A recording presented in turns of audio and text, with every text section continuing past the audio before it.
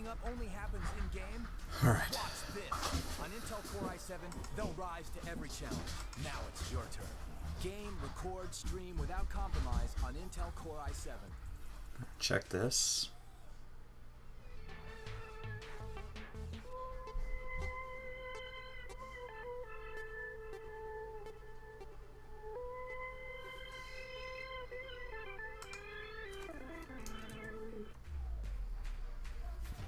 Think she can't get a last-second clutch?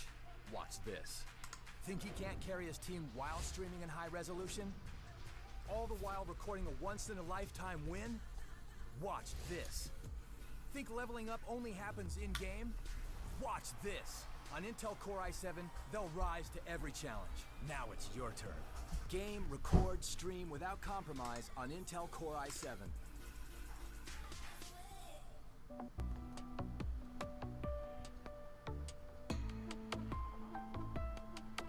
On Intel Core i7.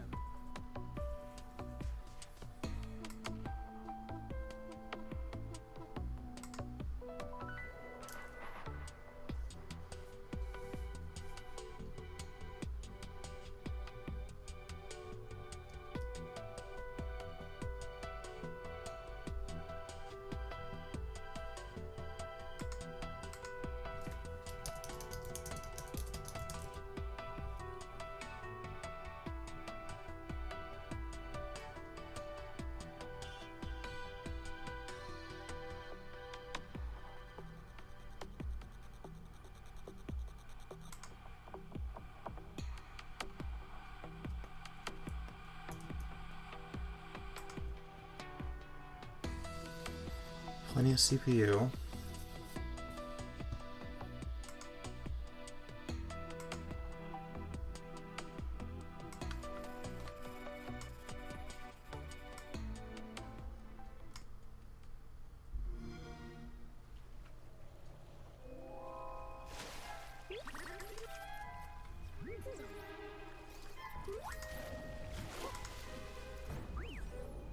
Not all of them.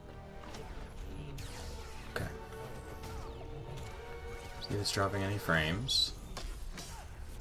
It's not dropping any frames.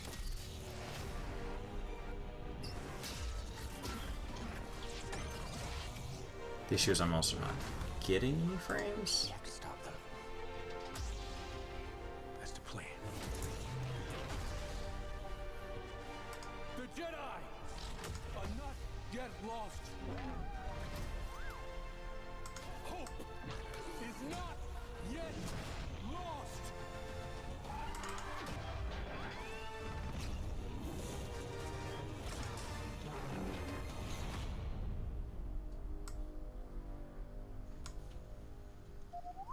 Yeah, I'm okay.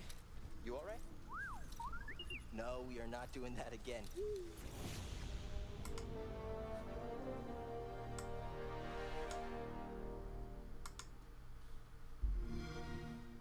Games play best on Xbox One. Hello, I'm Anna Prosser, and welcome back to E3 on Twitch. I'm joined here on stage by my co-host Kelly Link and our friend Stig, who is here to talk to us about Star Wars Jedi Fallen Order. I need to put out there up front right now that this is the segment where I will geek out the hardest. I will stumble over my words because Star Wars games, Star Wars anything, really, are my jam. And Stig, I am so excited to talk about this game. Tell us, in case someone has been living under a rock, what is Star Wars Jedi Fallen Order? It's a game about a former Padawan who escaped Order 66 and went on the run, went into hiding, and after several years found himself in a situation where he had to kind of out himself. He found it was a situation where he had to make a choice, and it was discovered that he was a Force user, and from that point forward, he finds himself an enemy of the state. He's on the run, and he's just got to do whatever it takes to survive. And what that really means is he ends up teaming up with a former Jedi who has this kind of long shot plan to restart the Jedi Order. And he sort of believes in that, but more importantly, she gives him the opportunity to complete his training and become a Jedi and potentially fight back and survive. Gotcha. And you specifically said former Padawan because I think a lot of us are already like, oh yes, we're a Jedi, we're on the run. But that's a specific, very important type of Star Wars tale of like, I wasn't able to complete my training, but I want to become a Jedi. Tell us more about that and the decision to make the main character that. We thought it was really interesting. I mean, for one, this game has a lot of combat in it, and to put a Force user in a situation where they have to fight back, this is a perfect time period for that. Because Right. he's constantly being hunted. The other part is, as a Padawan, he never got to complete his training. One day he was on his way to becoming one of the most revered members of the galaxy, part of the Jedi Knight. And the next day he's branded as a witch, and so he's deeply conflicted. He doesn't even know if he believes in the Jedi Order anymore. Jeez. And the galaxy views them as traitors. And but what he does know is that it's important to survive, and he has these special skills, so he might as well use them.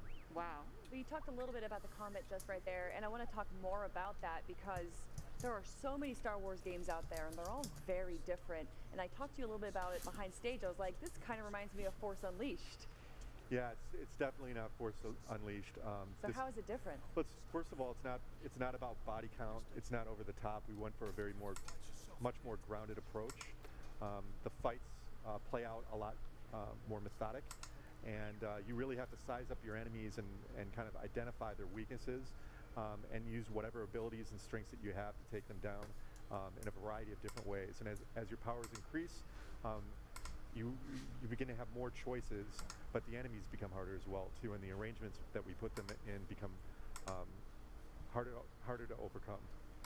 You specifically call out not about body count and choices, and so that makes me wonder, do I have options in terms of like stealth versus run and gun, those kinds of things? No, and once again, this is a good thing about this storyline and this time period is that wherever he goes, they know who he is. Gotcha. And they're coming after him and they're trying to kill him.